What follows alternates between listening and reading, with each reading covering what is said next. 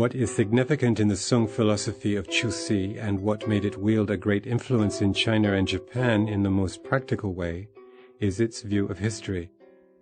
It is the development of the idea dominating The Spring and Autumn, one of the great classical works compiled by Confucius. The work was written by the master with a view to weigh morally the claims of the different states of his day in the period known as Warring States. China was then divided into several kingdoms, each trying to gain the upper hand. Usurpers claimed to be transmitting the orthodox line of kingship, and politics drifted along with the fancy of the rulers, as if the compass was lost. Confucius's idea of compiling annals of his time was to establish a universal ethical standard for all the future statesmen of his country. The Spring and Autumn, therefore, embodies the practical codes of ethics as they were illustrated by the events of history. Chusi followed the example of Confucius by compiling a history of China abridged from Sima Kuang's larger work, an imperial guidebook for a successful government. This was a monumental political history of China, compiled over a period of 19 years of scholarly labor in the 11th century. In his work, Chusi enunciated the great principle of propriety known as names and parts, Ming Fen, which he thought ought to be made the governing principle of politics for all ages. The universe is governed by the laws of heaven, so are human affairs, and these laws require of each of us to observe what is proper to him. He has a name, he performs a certain part, as he occupies a definite position in society.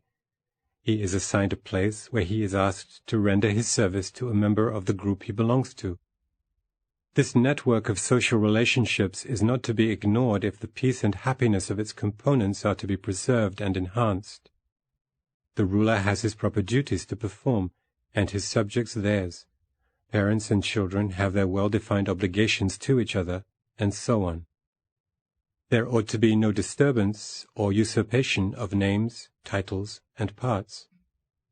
Chusi was quite emphatic about what he called names and parts, for the northern invaders were beating hard against the kingdom of the Sung.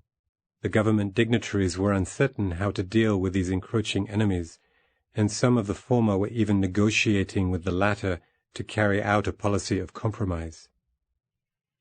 All these scenes going on before his eyes stirred Chusi's patriotic and nationalistic spirit, and he upheld his teaching strongly, even at the risk of his life, against some of the politicians who were trying to induce the government to yield to the pressure of the northerners. Although his philosophy was not able to save the southern Sung from the invasion of the overwhelming Mongol armies, it has enjoyed popular support ever since, not only in China, but particularly in Japan during her feudal days. One of the principal reasons the philosophy of Chusi appealed so forcibly to Chinese psychology and came to be an officially sanctioned system of thought under successive dynasties was that in its framework it comprehended, even to the fulfillment of all conditions required by the Chinese way of thinking and feeling, all the representative orthodox thoughts that had played any part in the advancement of Chinese culture. Another reason was that it was the philosophy of order dear to the Chinese heart and earnestly sought by the people in general. The Chinese are, no doubt, just as patriotic and full of nationalistic pride as any other nation, but they are more practical than sentimental, I imagine more given up to positivism than to idealism. Their feet are glued to the earth.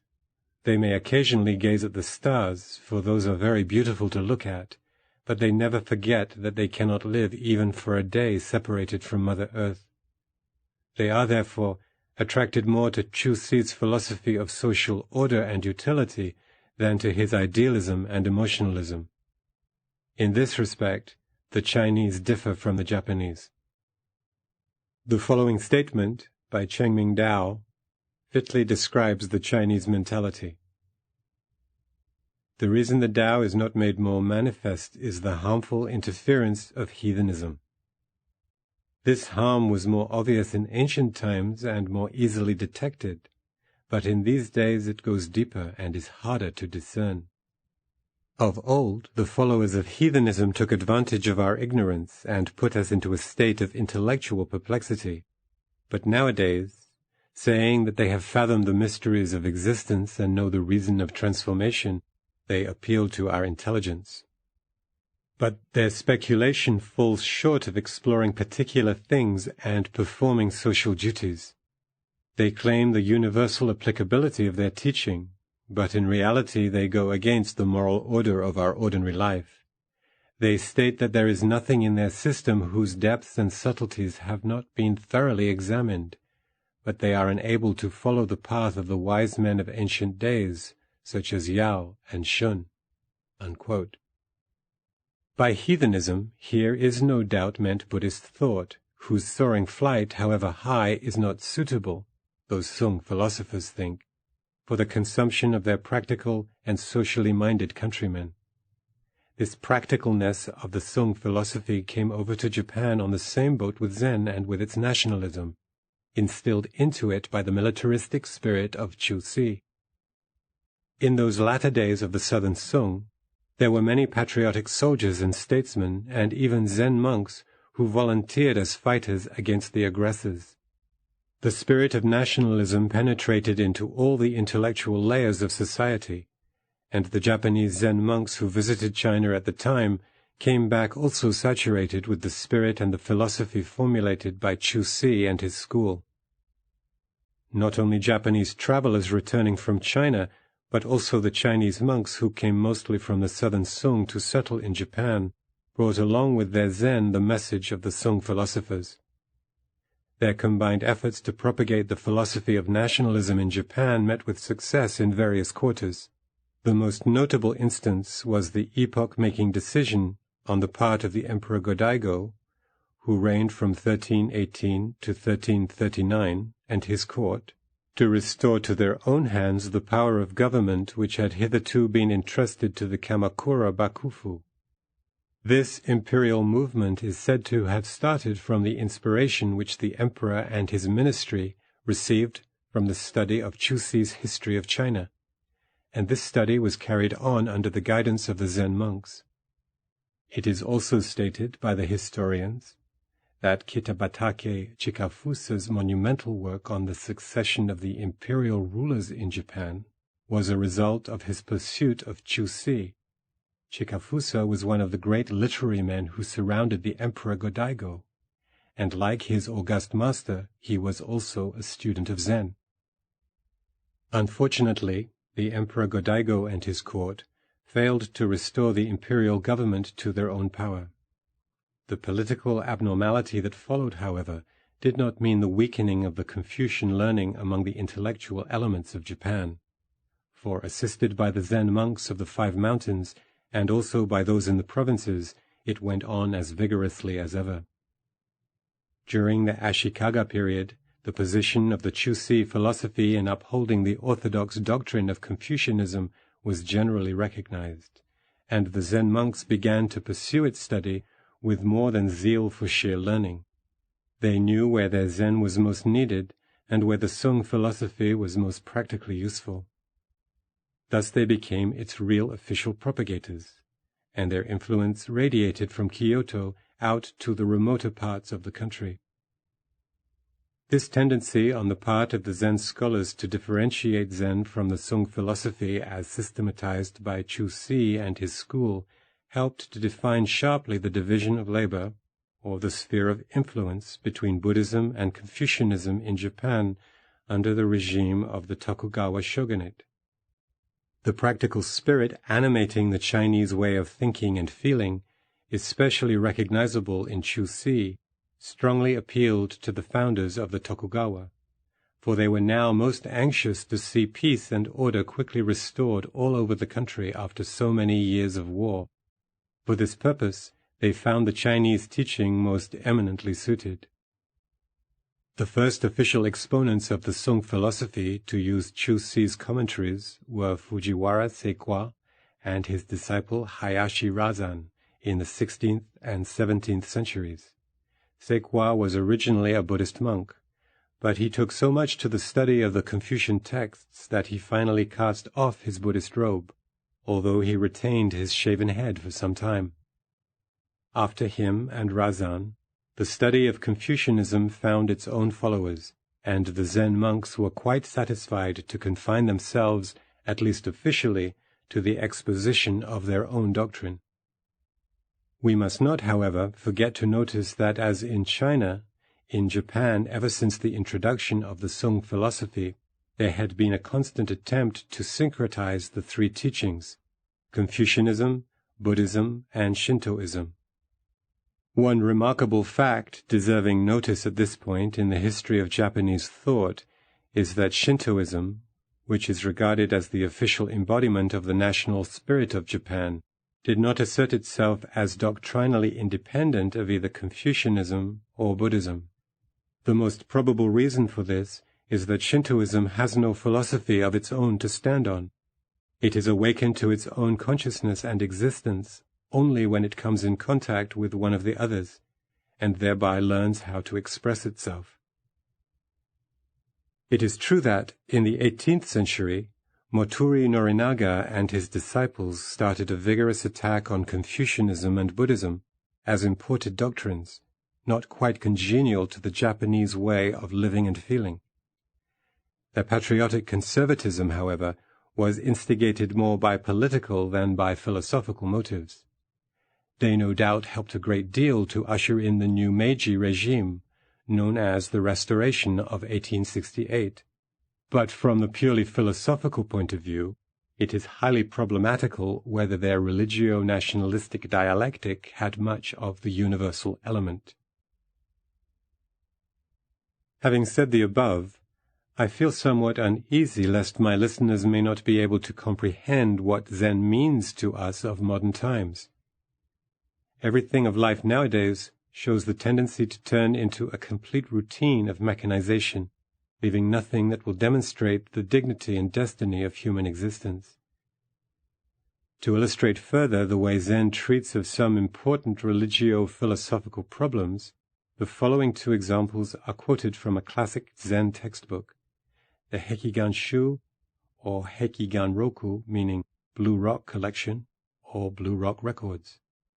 This is a composite work of two writers from the Sung dynasty, Sekcho Juken, who lived from 980 to 1052, and Yengo Bukwa, who lived from 1062 to 1135. The first mondo is as follows. A monk asked Taizu Hoshin of the Tang dynasty, "When the Kalpa end fire breaks out and consumes all the worlds, I wonder if this too is destroyed." Taizui, "Yes, destroyed." Monk, "If so, does it follow the rest?" Taizui, "Yes, it does." On this mondo, Yengo gives his comments in the following manner. Hoshin of Taizui was a disciple of Taiyan and a native of Entei in Tozen. He studied Zen under more than 60 masters. While under Isan, he served in the kitchen, taking care of the fire. One day Isan asked him, "You have been here with me for some years, but you do not seem to know how to ask me a question and see how it goes." Taizui said, "But what question should I ask you after all?" Isan proposed this. "If you don't know, just ask, 'What is the Buddha?'" Then Taizui at once put his hand over his master's mouth and shut him up. Thereupon Isan remarked, "If you act like that, you may not get even one who will sweep the ground for you." Taizui later returned to his native town, and at the foot of Mount Hoku he erected a little booth where he served tea to the passers-by for 3 years. Later, he was called to open up Mount Taizui, where a monastery was built, hence his name, Taizui. One of the monks once asked him, "When the Kalpa end fire burns up all the worlds, will this be destroyed or not?" This question comes from a Buddhist scripture in which the physical history of the universe is given as going through the 4 stages: coming to existence, continuing to exist, destruction, and finally disappearance. When conflagration takes place at the end of the kalpa, or age, the flames rise up even to the 3rd dhyana heaven. This monk does not really know the ultimate sense of the story as it is told in the scripture. Let us ask, what is really meant by this alluded to in the question. Some give to it an intellectual interpretation, saying, "This is the original nature of all beings." Taizui answered, "Yes, destroyed." The monk further asked, "Does it then follow the rest?" Taizui said, "Yes, it does." This is misunderstood by a number of people who are unable to get at its true signification because they are given up to conceptualization. When Taizui declares that this is to follow the rest, where does it really go? If Taizui, on the other hand, said, "This does not follow the rest," what then? Therefore, do we not have an ancient master stating that if you really wish to get intimately to the point, you should not ask any questions? Later, there was another monk who asked the headmaster of Shuzan, "When the Kalpa end fire breaks out, all the worlds are destroyed. And will this be destroyed or not?" The master said, "No, not destroyed." The monk asked again, "Why not?" "Because this and all the worlds are identical," was the master's answer.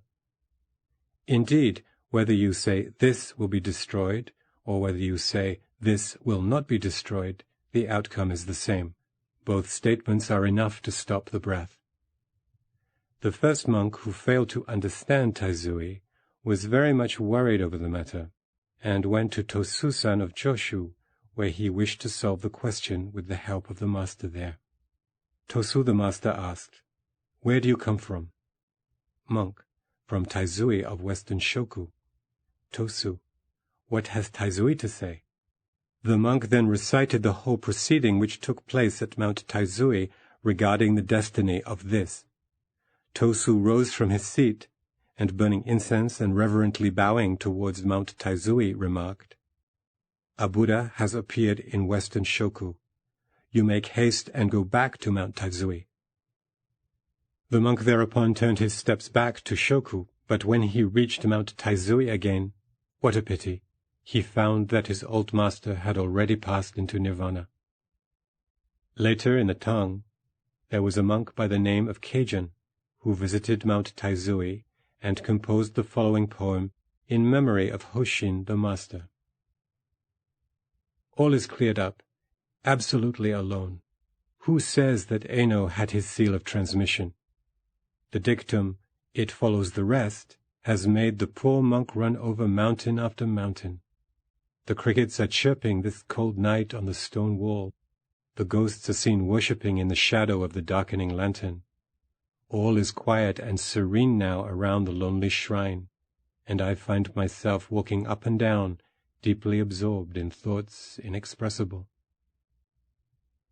In the poem, the Eno referred to was the sixth patriarch, who died in 713, and who was given the mind seal of transmission by Gunin, the fifth patriarch, certifying Eno's understanding of orthodox Zen.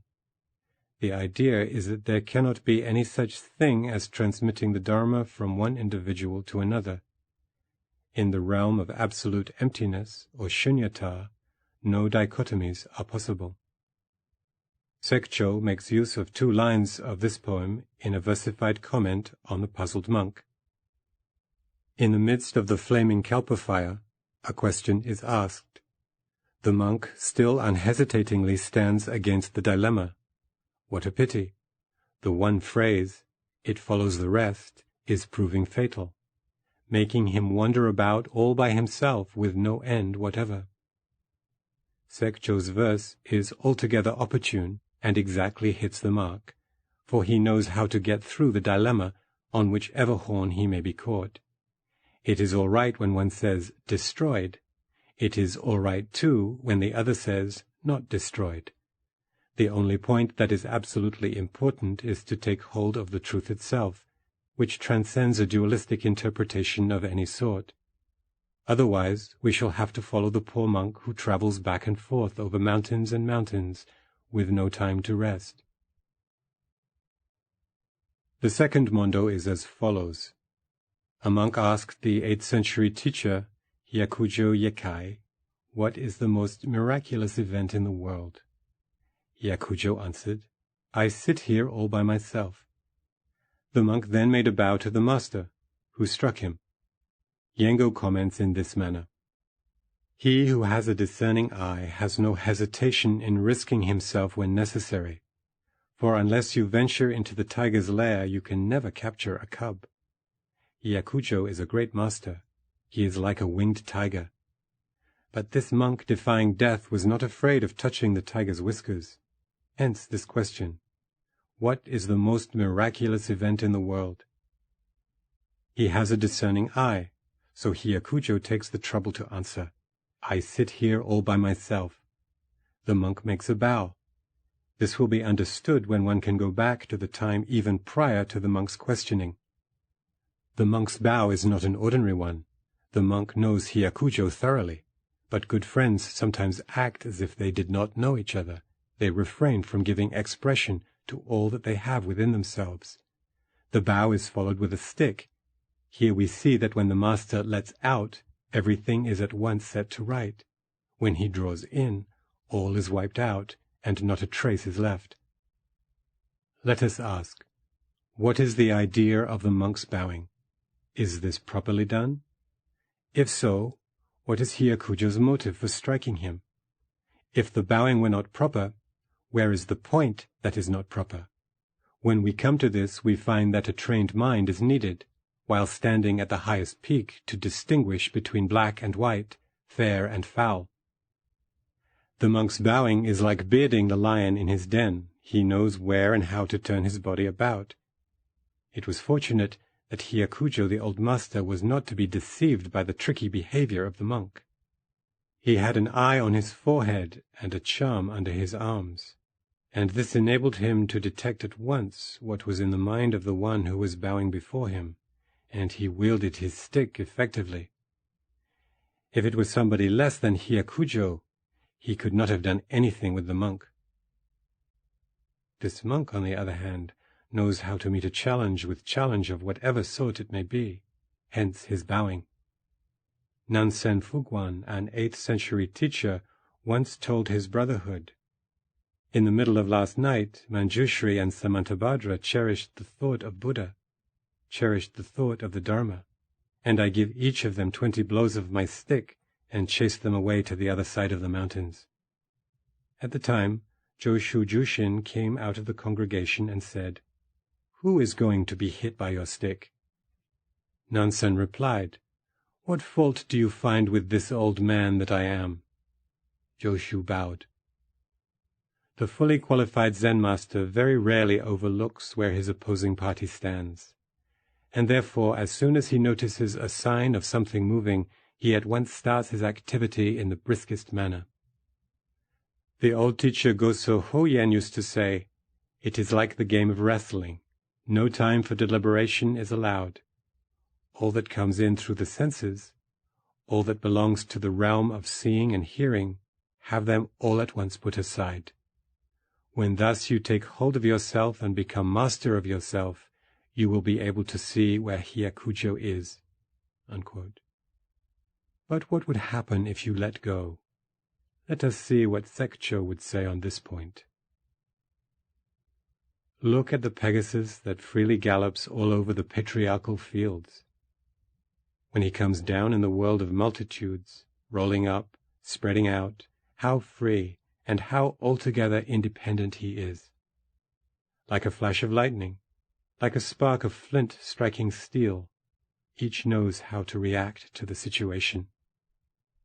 Beware of the tiger that permits no one to touch his whiskers. At this point, let me present some extracts from Yengo's comments on this gatha, which may shed light in understanding the whole procedure between Hyakujo, the master, and the monk.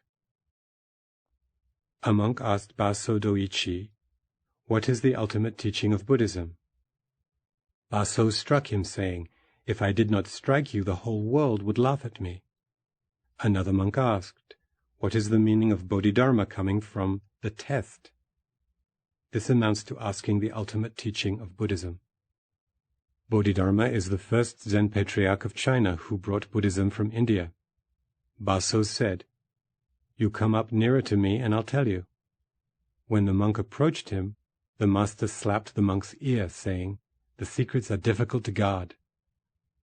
Yengo further quotes Ganto Zenkatsu, who once said this: "The best is to reject objects, while to run after them is the worst."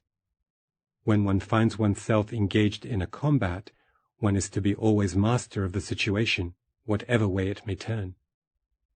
Says Sekcho, "The wheel of becoming ever remains unmoved.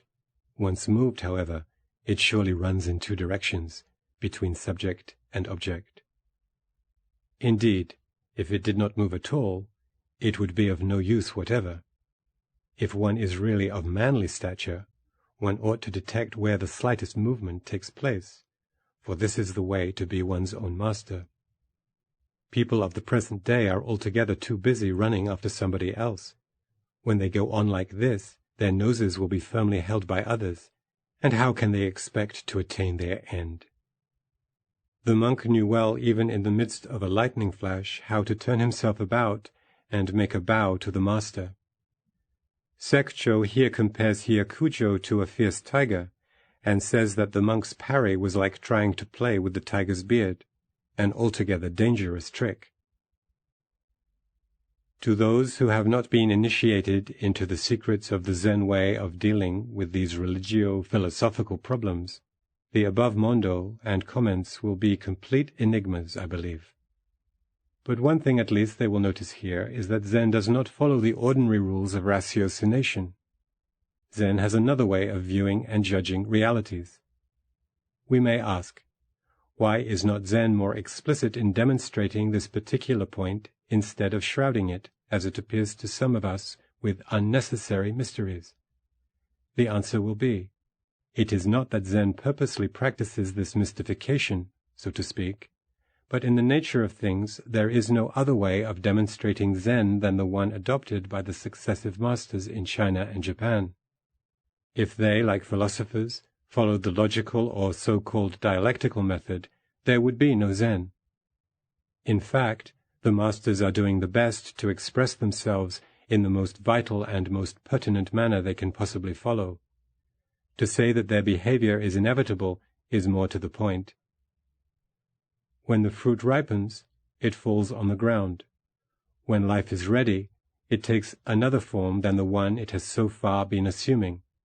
When spring comes, the field is green and we feel relaxed. When frost covers it, we shiver and see the trees all shorn of leaves. It is not that we have logic first and apply it to nature to make the latter obey its laws. Logic is a later product, and it is we who have constructed it. Where logic is not available, we must construct another which is logical. Zen is prior to so-called logic, and its masters are guiding us to an interview with a God who has not yet uttered, "Let there be light."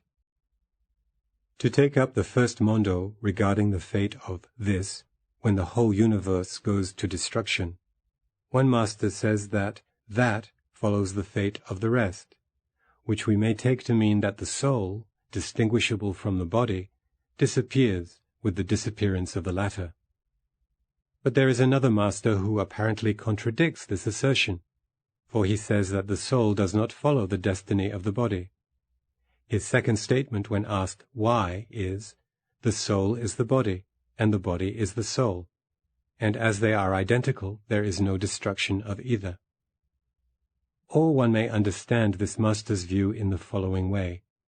It is a mistake from the start to distinguish soul from body, mind from world, thinker from thought, seer from seen, actor from action, subject from object, as is generally done by most philosophers as well as by men in the street.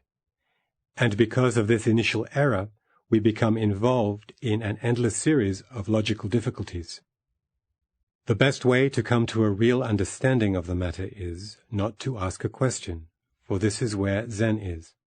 Let the question be raised. Is this destroyed, or is this not destroyed? And then we have an endless series of complications. If it is said that this is destroyed, we get worried over the destiny of our precious soul, or anything which we hold to be dear to us. If it is said, on the other hand, that this is not destroyed, we worry just the same, over its wherefore, or its whereabouts, or its whither. The second mondo cuts off all these logical complications and physical worries, for Hyakujo is in the most positive manner affirmative and conclusive. I sit here all by myself. The philosopher, according to whom cogito ergo sum, is generally weak-minded. The Zen master has nothing to do with such dialectical quibbles. He straightway gives his final irrevocable pronunciamento. I sit here all by myself. He does not think. He is, in fact, where the thinking has not yet started. If he begins to do it, he is too late. Therefore he goes straight to I am, or just am, or is. The Zen master is a most impatient man. He will not wait for us to ask a question, for he says, if you want to be intimate with reality, no questions need to be asked, for the answer is where they have not yet been raised. A flash of lightning, or the spark of flint striking steel, does not necessarily mean instantaneity, but immediacy. When you ask a question, or when you think at all, this means mediation or time. Zen abhors mediation of any kind. It is always straightforward and wants to handle reality in its nakedness, or in its isness or suchness. Questioning and answering, or thinking, or logicizing is mediation and therefore takes time, which irritates the Zen master, who is always after immediacy. He does not want a pair of tongs to grasp fire. He wants us to grasp it with the naked hands, and the wonderful thing is that when grasped, it does not burn the hands. This is the meaning of the saying, whoever loses his life will preserve it. Is this not the most miraculous event in the world? And that Zen takes a firm hold of this miracle and asks no questions about it, is this not also a most wonderful fact in our experience? For indeed no questions are possible here. This is not the conclusion we reach after laborious reasoning. Hyakujo gives us here the whole truth without any reservation, and we have to accept it in the same spirit, wholeheartedly and unhesitatingly.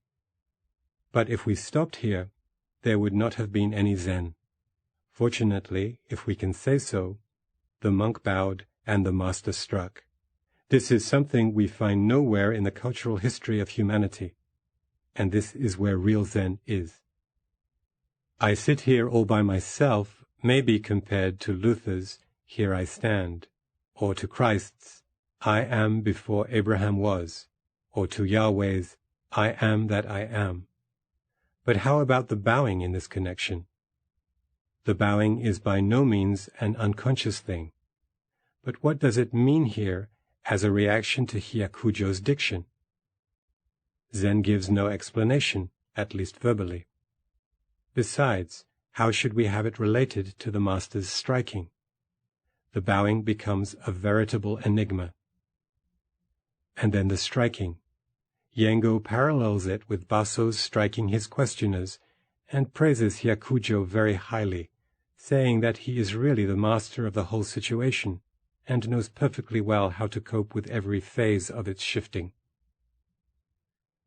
To the outsiders, all this is beyond comprehension. What religion is this? What philosophy is this, if there is anything intelligible in it? I would not, however, go any further here except to state that Zen is the most intimate personal experience, and that all these enigmatical behaviors are directly and inevitably related to it.